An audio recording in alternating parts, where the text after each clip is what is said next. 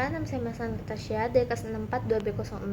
Di video ini saya akan menjelaskan tentang hubungan iman dengan teknologi.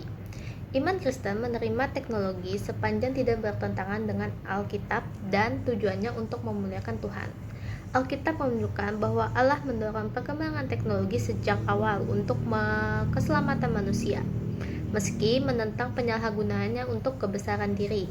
Iman dan ilmu dapat saling melengkapi jika dipahami dengan benar. Untuk penjelasan lebih lanjut, saya akan menjelaskan di video berikut ini. Terima kasih.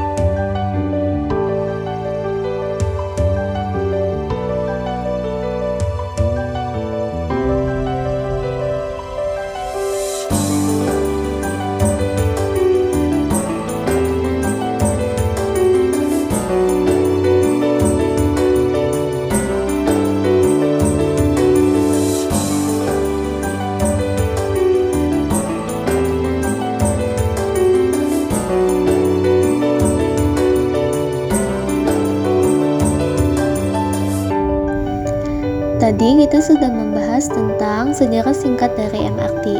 Sekarang saya akan menjelaskan tentang hubungan antara iman dengan pembangunan MRT yang dapat dipahami dari beberapa perspektif yang berbeda. Pertama, pertanggungjawaban sosial.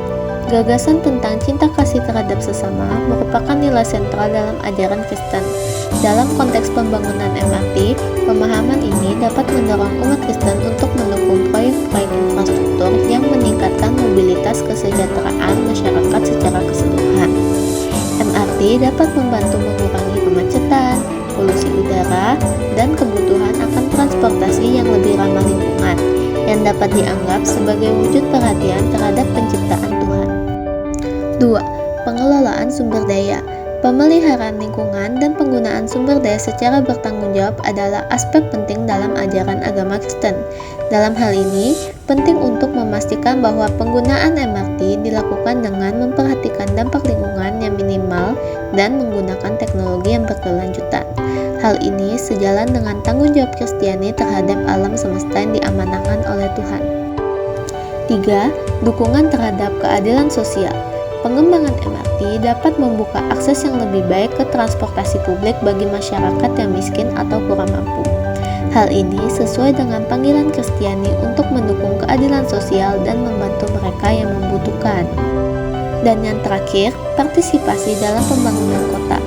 Sebagai bagian dari komunitas yang lebih luas, umat Kristen diundang untuk terlibat dalam proses pembangunan kota yang mempertimbangkan kepentingan semua warga. Ini bisa mencakup dukungan terhadap infrastruktur publik seperti MRT yang mempromosikan kepentingan bersama dan kesejahteraan bersama. Namun demikian, dalam praktiknya, pendekatan dan respon umat Kristen terhadap pembangunan MRT dapat bervariasi tergantung pada konteks sosial, ekonomi, dan politik setempat, serta interpretasi teologi yang berbeda.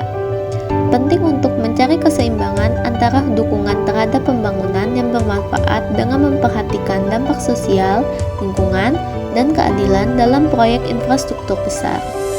Berikut penjelasan dari saya. Sekian, terima kasih.